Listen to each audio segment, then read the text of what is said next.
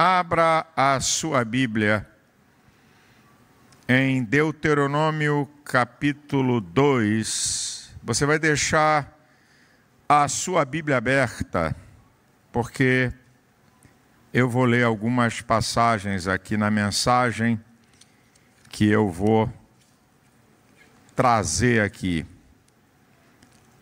Você deixa aí a sua Bíblia aberta, Deuteronômio capítulo 2. Eu quero falar alguma coisa sobre Deus nos ensinando na trajetória da nossa vida. Deus é pedagógico. Ele sempre traz ensinos para que possamos tirar proveito, para termos uma vida melhor, e não existe vida melhor que não possa ter comunhão com o Senhor. Eu vou fazer aqui uma primeira leitura em Deuteronômio 2, do versículo 4 ao versículo 9. Deuteronômio, capítulo 2, do versículo 4 ao 9. Depois deixa aí a sua Bíblia aberta. E dá ordem ao povo, dizendo: passareis pelos termos dos vossos irmãos, os filhos de Esaú, que habitam em Seir, e eles terão medo de vós, porém guardai-vos bem. Não vos entremetais com eles, porque vos não darei da sua terra, nem ainda a pisada da planta de um pé, porquanto a Esaú tenho dado montanhas de Seir por herança. Comprareis deles por dinheiro comida para comerdes, e também água para beber deles comprareis por dinheiro.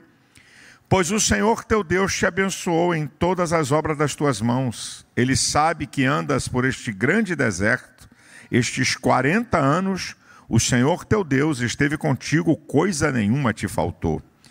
Passando, pois, por nossos irmãos, os filhos de Esaú, que habitavam em Seir, desde o caminho da planície de Elat e de Ezion-Geber, nos viramos e passamos o caminho do deserto de Moabe. Então o Senhor me disse: não molestes a Moabe, e não contendas com ele em peleja, porque não darei herança da sua terra, porque tenho dado a Ar aos filhos de Ló por herança. Então, vamos aprender alguma coisa aqui nesses textos. A primeira delas é a orientação de Deus que ele está falando aqui é o seguinte: tome muito cuidado. Tanto é que ele destaca no final do versículo 4, guardai-vos bem.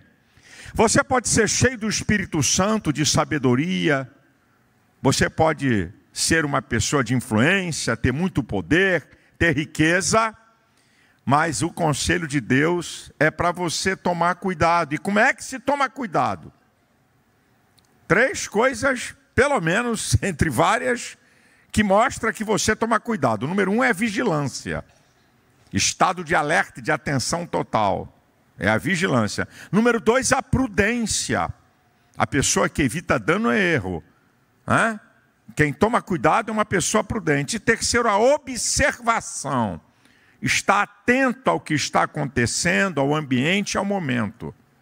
Aí você vai para uma outra pergunta: por que devemos tomar cuidado? Então eu vou te responder também com 3 motivos. Primeiro, você tem que tomar cuidado por causa da sua natureza. A minha e a sua, nós temos uma natureza fraca. Foi Jesus que falou em Mateus 26, 41. Vigiai e orai para que não entreis em tentação, porque na verdade o espírito está pronto, mas a carne é fraca. Segundo lugar, por que você deve tomar cuidado? Devido aos inimigos externos. Homens e o diabo. Se você olhar o texto, Deus está falando para tomar cuidado com os edomitas e com os moabitas. Então, você deve tomar cuidado por causa dos inimigos externos, sejam homens ou demônios. 1 Pedro 5,8 diz: vigiai e sede sóbrios, porque o diabo, vosso adversário, anda em redor, bramando como leão, buscando a quem possa tragar. E por que devemos tomar cuidado? Porque precisamos estar no centro da vontade de Deus. Romanos 12, 2 diz: não vos conformeis com este mundo, mas transformai-vos pela renovação do vosso entendimento, para que experimenteis qual seja a boa, perfeita e agradável vontade de Deus. Então, você toma cuidado, primeiro por causa de você. Segundo lugar, por causa dos inimigos externos. Terceiro lugar, para que você possa estar no centro da vontade de Deus. Por isso que Deus está dizendo aqui, o centro da vontade de Deus, deixa lá os moabitas, deixa os edomitas, essa é a minha vontade. Agora preste atenção, que é interessante, depois nesse texto que eu acabei de ler, Deus vai dizer uma coisa para o povo de Israel. Ele vai dizer, olha o que Deus está falando para eles. Não vos entremetais com eles. Está no versículo 5. Porque vos não darei da sua terra, nem ainda a pisada da planta de um pé, porquanto Esaú tenho dado a montanha de Seir por herança. Depois lá no versículo 9.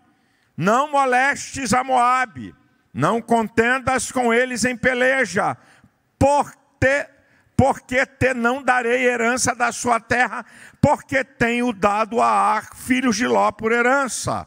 Então escute isso aqui, preste atenção, Deus não vai te dar o que prometeu a outro. Desculpa o exemplo que eu vou dar aqui, mas tem que dar. Tanto vale para o irmão como para a irmã, não adianta. A irmã está orando, Senhor, leva o marido dessa irmã. Leva, não é? Isso é o irmão orando pela irmã, né? Ou a irmã orando também, né? Senhor, leva a tua serva, está de olho no marido dela. Essa oração não vai funcionar. Essa oração que você está de olho no que é do outro não vai funcionar, irmão. Tá? O que Deus prometeu a outro, Ele não vai te dar. Você tem que entender que não é só você que tem direito às promessas de Deus. Outros também têm.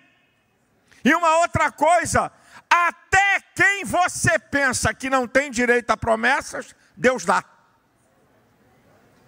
Até quem você pensa. Tá? Até quem você pensa. Respeite e reconheça o direito dos outros.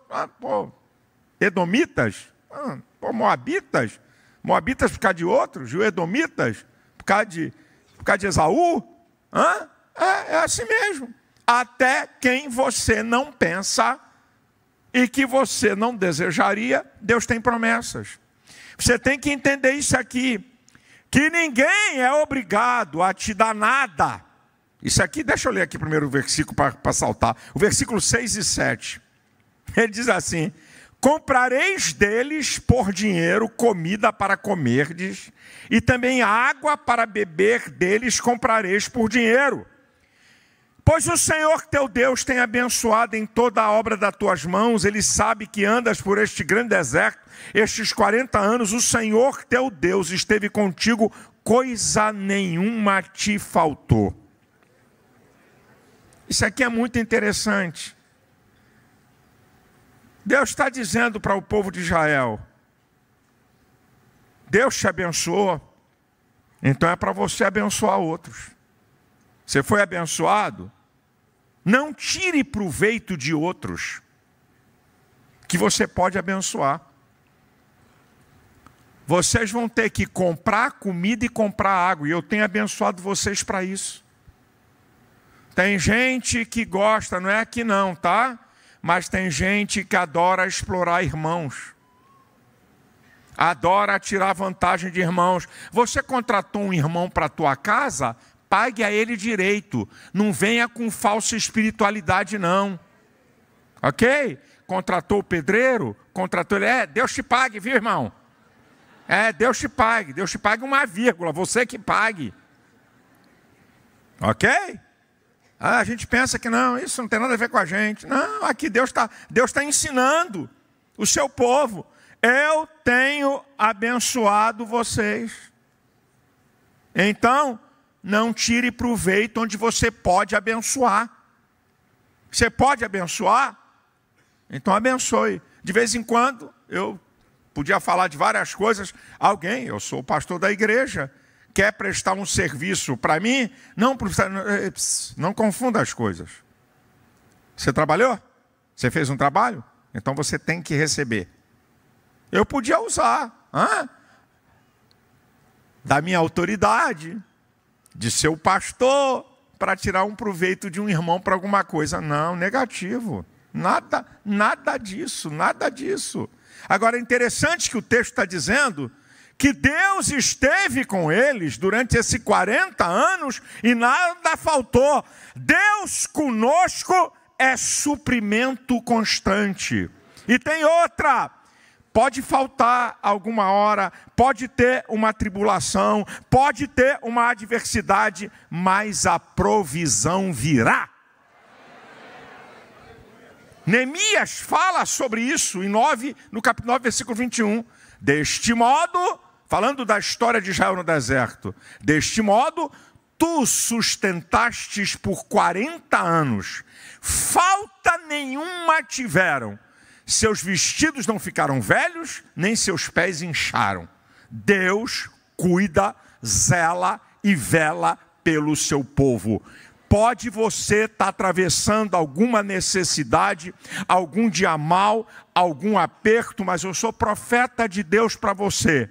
Vai chegar a provisão de Deus para a sua vida. Todo mundo aqui sabe, né? A gente só gosta da segunda parte, né? Do Salmo 34, versículo 19. Muitas são, a gente gosta da segunda parte. Muitas são, né, as tribulações, as adversidades do justo. Não são muitas? Mas o Senhor de todas o livra. A gente gosta da segunda parte, mas tem a primeira. Não, o Senhor me livra. O Senhor me livra. Livra de quê? De um monte de tribulação. É isso que está dizendo o texto. E o apóstolo Paulo, em 2 Timóteo 3,11, ele vai dizer dele, tribulações, né?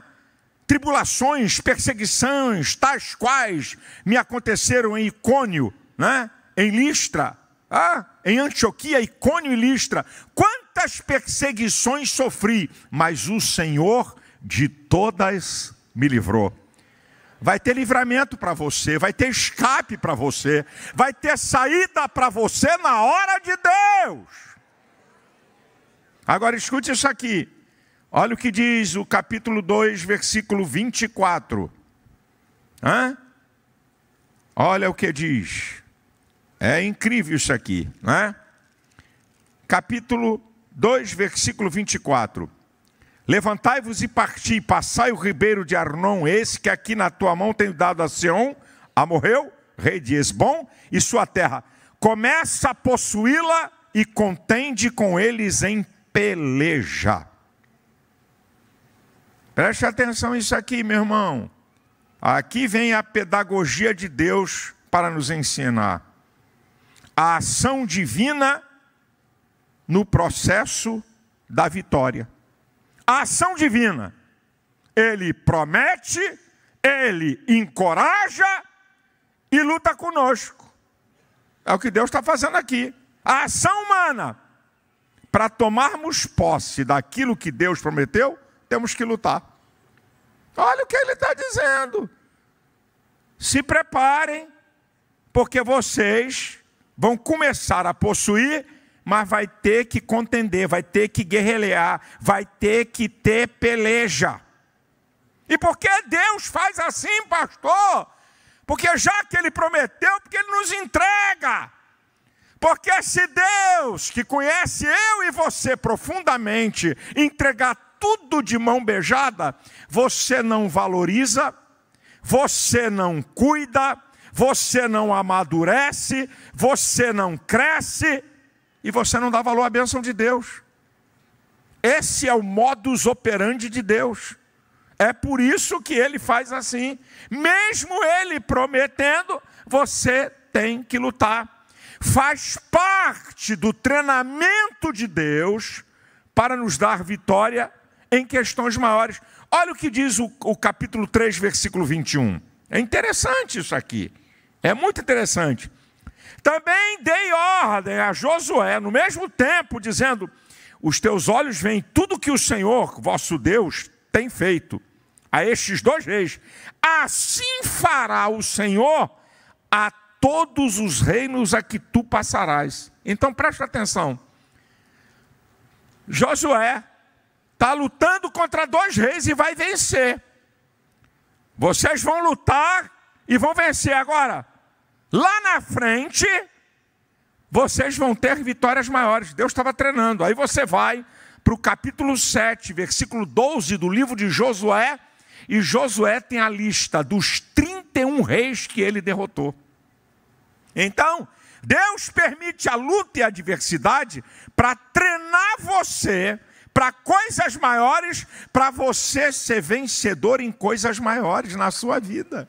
Está aqui, meu irmão. Isso aqui é a pedagogia de Jeová. É como ele faz, como ele utiliza. Aprenda uma coisa e guarde aí na tua mente, no teu coração. Luta se passa, inimigo se enfrenta. Aprende isso aí, meu irmão. Luta se passa, inimigo se enfrenta. Não corre de inimigo, não. Não corre, não. Luta a gente vai passar, inimigo se enfrenta. Dá para você repetir? É isso aqui. Agora, ele vai dizer como é que se enfrenta o inimigo. Olha o capítulo 3, versículo 2. Então o Senhor me disse: não o temas, porque a ele todo o seu povo e a sua terra tenho dado na mão. Far-lhe-ás como fizeste a Seom, rei dos amorreus, que habitavam em Esbom. E depois no versículo 22 desse capítulo: não os temais, porque o Senhor vosso Deus é o que peleja por vós.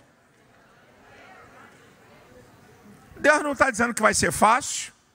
Deus não está dizendo que vai ser brincadeira. Deus só está dizendo: não tenham medo. Eu vou estar com vocês, mas vocês vão ter que lutar. Não tenham medo. E por que Deus está falando isso, irmãos? Deus conhece o psiquismo humano. Deus conhece o estado emocional do homem. Se o medo te dominar, trava teu potencial, paralisa você. Você não usa o teu potencial para agir. E Deus conhece o ser humano. E Deus não despreza aquilo que Ele criou, nem o potencial humano. Não peça para Deus fazer uma coisa que o teu potencial tem que fazer. Por isso que Deus está dizendo: não tenham medo. Eu vou pelejar por vocês. Eu vou estar com vocês nessa peleja.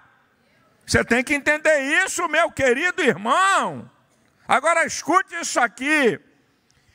Capítulo 3, versículo 18 e 20.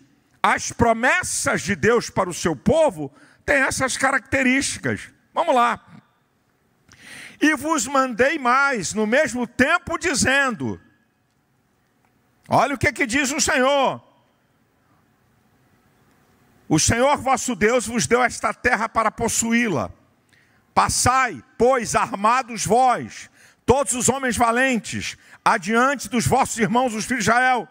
Tão somente vossas mulheres e vossas crianças e vosso gado, porque eu sei que tendes muito gado, ficarão nas vossas cidades que já vos tenho dado, até que o Senhor dê descanso a vossos irmãos como a vós, para que eles herdem também a terra que o Senhor vosso Deus lhes há de dar, da além do Jordão. Então voltareis cada qual à sua herança que já vos tenho dado. Primeira coisa que você tem que aprender sobre as promessas de Deus para o seu povo. Número 1, elas não são iguais. Elas não... Para com esse negócio de comparação, irmão. As promessas de Deus não são iguais. Para cada tribo tem uma geografia e um tamanho diferente. Tem gente que está aquém e da além do Jordão. Então, entenda isso. Primeiro, que as promessas não são iguais. Segundo, que elas não são dadas ao mesmo tempo. 2 tribos e mais meia de uma já tinham conquistado antes do Jordão. Rubens, Gad e meia tribo de Manassés já tinham possuído a terra antes de atravessar o Jordão. Já estava garantido. Os outros não. Deus pode manifestar uma promessa para você, pai, e no outro tempo para teu filho, e no outro tempo para tua esposa, e no outro tempo para um irmão. Porque além das promessas não serem iguais, elas não são ao mesmo tempo. Agora, tem um ensinamento aqui interessante sobre essas características das promessas de Deus. Isso aqui é muito importante. Ajude a seus irmãos a conquistarem suas promessas. Essa turma aqui, Ruben, Gade, meia tribo de Manassés, já tinham conquistado a sua terra. E a Bíblia está dizendo que eles eram ricos em gados. Deixe suas mulheres e o gado aí. Atravessem o Jordão para ajudarem as outras tribos a conquistarem a sua terra. Está no versículo 20, repito. Para que eles herdem também a terra que o Senhor vosso Deus lhe dá, há de dar, da além do Jordão, depois do Jordão. Então voltareis cada qual à sua herança, que já vos tenho dado. Mesmo que você já tenha conquistado bênçãos, promessas em vitórias na sua vida, o Evangelho não é egocêntrico. Deus não é egocêntrico, não é só para você olhar para o seu umbigo. Deus tem te abençoado, Deus tem aberto portas para você, promessas se cumprem. Quem é que você pode ajudar? Quem é que você pode estender a mão? Qual irmão que você pode ajudar para que ele também conquiste suas promessas? Isso aqui é claro, não tem forçação de texto. Eu não gosto de forçar texto. Deixa eu dizer uma coisa para vocês. Se tem uma coisa, quem convive comigo, os pastores mais perto, quer me deixar indignado quando eu estou assistindo mensagem, é pregador querer adaptar texto para a mensagem dele. Eu fico fulo de ver forçação de barra de texto. Você não pode afirmar o que a Bíblia não afirma. Ouviu, senhores pastores? Ouviu, senhores evangelistas? Não diga o que a Bíblia não diz. Então seja honesto. Eu vou fazer uma conjectura. Toda conjectura pode ser feita desde que você não entre na heresia. Mas seja honesto. Eu fico vendo, não está na Bíblia não, queridão. O cara quer dar uma ênfase na mensagem e força o texto para aquilo que o texto não diz. É Flávio Josefo. É o teólogo alemão Hans van sei lá das Couve.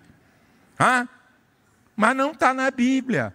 Existe um princípio, senhores professores de Bíblia. A Bíblia por si só se explica.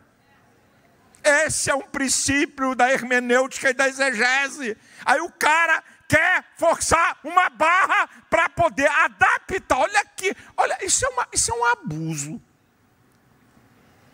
Isso é uma ousadia, cara. Você querer adaptar a Bíblia à sua fala, ao invés de você se adaptar à palavra. E eu fico vendo o povo, coitado. O povo fica alegre. Quem está com o microfone na mão tem o domínio da retórica. O cara sabe falar, sabe pregar. Aí manipula e eu estou aqui olhando aqui para a cara dele assim, não é nada disso. Nananina, não está na Bíblia não. Isso é você que está falando, não é a Bíblia que está falando. Então aqui o texto é claro. Eu não estou forçando barra. Como o Antigo Testamento não é compêndio doutrinário para a igreja, mas é um compêndio fenomenal de lições de vida para aplicarmos. Figuras para nós. Então eu estou fazendo a aplicação do texto que a Bíblia me mostra. 3 tribos já tinham conquistado a sua terra. O que tinha que fazer? Vamos dar um abraço, despedir dos nossos irmãos. Deus abençoe. Ai, vou sentir saudades. Depois vem me visitar, tá? Quando vocês atravessarem o Jordão e conquistarem o pedaço de vocês, volta aqui para a gente fazer um churrasco. Não. Deixa a mulher, protege o que já conquistou.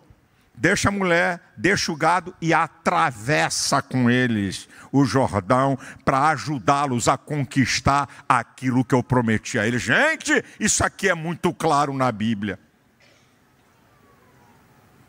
Faça isso, irmão. Ajude outros a conquistarem as suas promessas.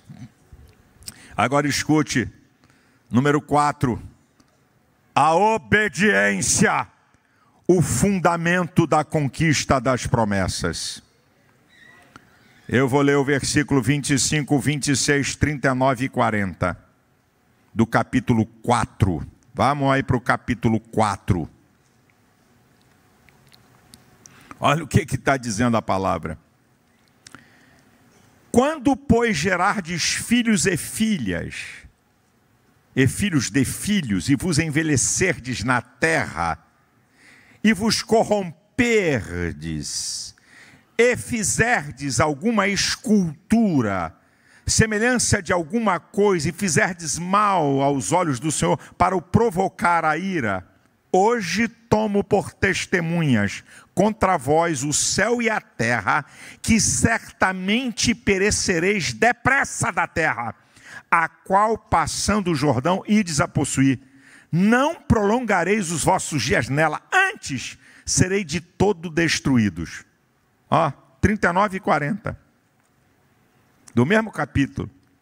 Pelo que hoje saberás e refletirás no teu coração, que só o Senhor é Deus em cima no céu, embaixo na terra, nenhum outro há. E guardarás os seus estatutos, os seus mandamentos, que te ordeno hoje, para que bem te vá a ti e a teus filhos depois de ti, e para que prolongues os teus dias na terra que o Senhor, teu Deus, te dá para todo sempre. Meu irmão, o que eu acho interessante nesses versículos que eu li, é uma ênfase interessante. Quando vocês gerarem filhos e filhos de filhos e vos envelhecer, isso é, depois de muito tempo nessa terra, não pense que vocês têm direito adquirido total se me desobedecerem. É igual um obreiro que chegou aqui para mim, estava causando uma divisão. Aí eu chamei o cara para falar com ele. Aí ele disse assim para mim: "Ei, pastor, eu tenho sido fiel há mais de 10 anos. Eu tenho sido fiel." Aí eu dei uma palavrinha para ele assim, para acabar com a conversa fiada. Eu gostaria de informar ao irmão que Lúcifer foi fiel por eternidades. Lúcifer não foi fiel 10 anos, nem 100, nem 1000. Ele foi fiel por eternidade. Na hora que ele se rebela contra Deus, não tem negócio. Vai perder. Que conversa é essa, rapaz? Quem te falou que tempo te dá garantia para você se rebelar e se desobedecer? Está aqui, é Deus falando, depois que vocês ficarem velhos aí na terra, que vocês vão ver seus netos, eu estou avisando. Não pense que se me desobedecer, eu vou garantir essa terra. Eu garanto essa terra, e está lá no versículo 40. Para sempre, desde que me obedeçam e se submetam a mim. Eu tenho dito aqui na igreja, e repito porque é uma verdade, o mais importante princípio da Bíblia é a obediência. Ele existe na eternidade antes de Deus fazer qualquer coisa. Salmo 103, versículo 19 e 20. O Senhor tem estabelecido o seu trono nos céus, e o seu reino domina sobre tudo. Bendizei anjos seus, magníficos em poder, que cumpris as suas ordens obedecendo o poder da sua palavra. Isaías capítulo 14, versículo 14 e 15, a analogia com o diabo. Então Satanás diz: subirei até as mais altas nuvens e serei semelhante ao Altíssimo. Não. Deus criou ele. Aí você vai em Ezequiel 28 como querubim protetor. Mas ele se rebela e ele quer ser igual a Deus. Subirei até as mais altas nuvens e serei semelhante ao Altíssimo. Não, tu vai ser abatido até as profundezas do inferno. Deus não abriu mão para a rebelião de Lúcifer. Eu já falei aqui, não teve nenhum apelo de Jeová para os demônios. Tem algum demônio que quer aceitar Cristo? Tem algum diabinho aí que quer voltar? Tem algum capetinha arrependido? A obediência é um princípio antes da criação, está desde a eternidade. A obediência é um princípio quando o homem estava em estado de perfeição. Em Gênesis capítulo 2, do versículo 15 ao 17, o que o Senhor diz para Adão? Olha, você pode comer de todas as árvores, mas se comer da árvore da ciência, do bem e do mal, você vai morrer. Deus estabelece uma única regra, para que eles entendessem quem é que tinha autoridade. A obediência é uma marca da vida cristã. João 14, 15, 15, 14. Se me amardes, guardareis os meus mandamentos. Vós sereis meus amigos se fizerdes o que eu vos mando. A obediência é um princípio para a salvação. Hebreus 5, 9. Ele veio a ser a causa de uma eterna salvação para todos os que lhe obedecem. E a obediência vai permanecer no céu quando entrarmos no estado de perfeição.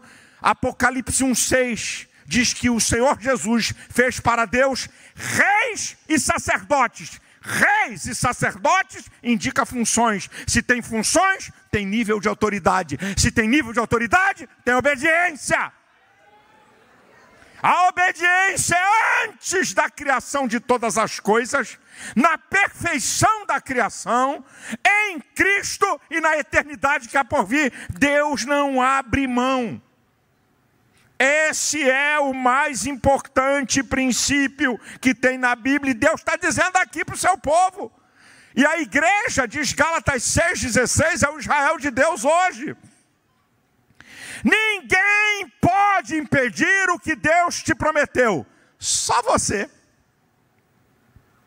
Ninguém pode tomar o que Deus te deu, nós é que jogamos fora. E como é que nós fazemos essas duas coisas? Com desobediência.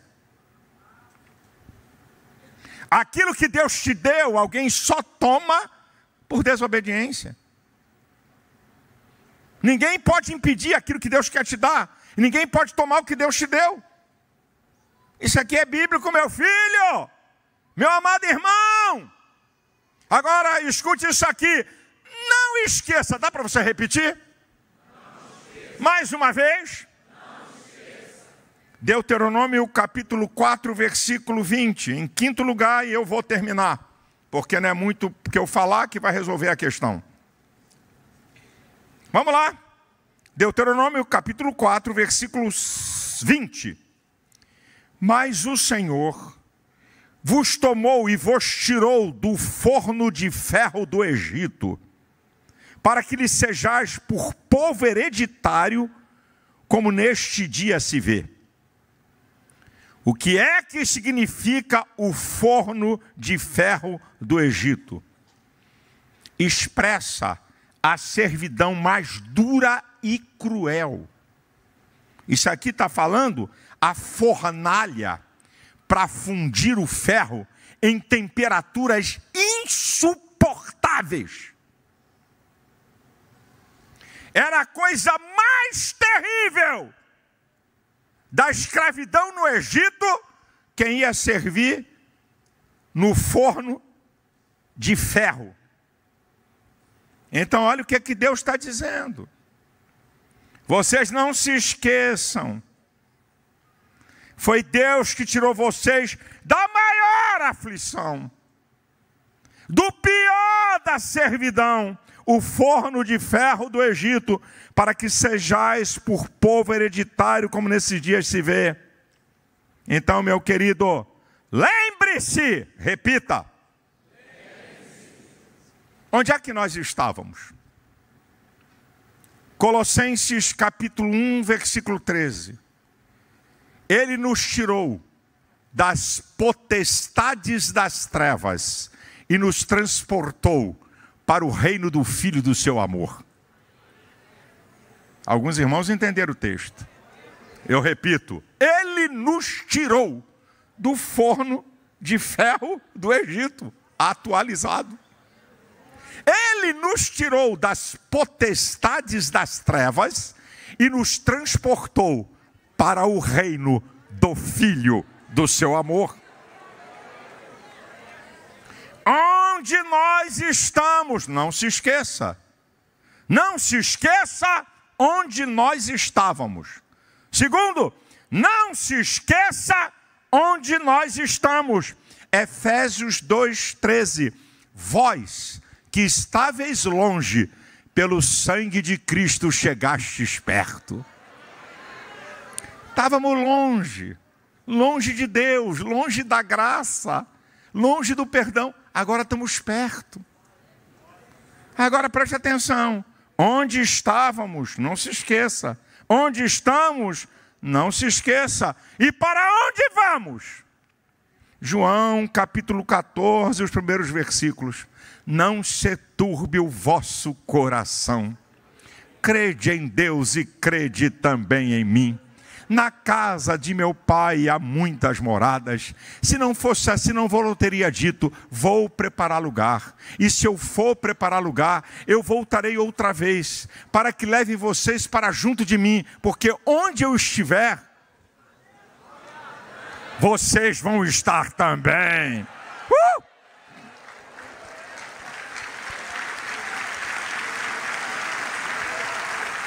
Apocalipse 21, versículo 1 diz: e vi um novo céu e uma nova terra, porque o mar já não existe. Ele viu a nova Jerusalém, ataviada como uma esposa, descendo. Olha para onde você vai, o lugar que não vai haver dor, não vai haver morte, não vai haver sofrimento. Não se esqueça. Repete aí. Diga também, lembre-se o que éramos. Olha o que éramos, escute, olha o que éramos. Romanos, capítulo 3, versículo 23. Porque todos pecaram e destituídos estão da glória de Deus. Miseráveis pecadores, longe da glória de Deus, era o que éramos. Olha o que somos. 2 Coríntios 5:20 diz que nós somos embaixadores da parte de Deus. Gálatas 4:7 diz: já não sois servos, mas filhos. Se sois filhos, sois herdeiros de Deus por Cristo. 1 Pedro 2, 9 e 10, vós sois a geração eleita, o sacerdócio real, a nação santa, o povo adquirido, para anunciar as virtudes daqueles que vos chamou das trevas para a sua maravilhosa luz. Vós que em outro tempo não eres povo, agora sois povo de Deus. Não tinhais alcançado misericórdia, agora alcançastes misericórdia. Olha o que nós somos: herdeiros de Deus, embaixadores de Deus, nação santa e povo adquirido. Quem é isso aqui? Você pode dar um glória, pode dar um aleluia, um louvado seja Deus.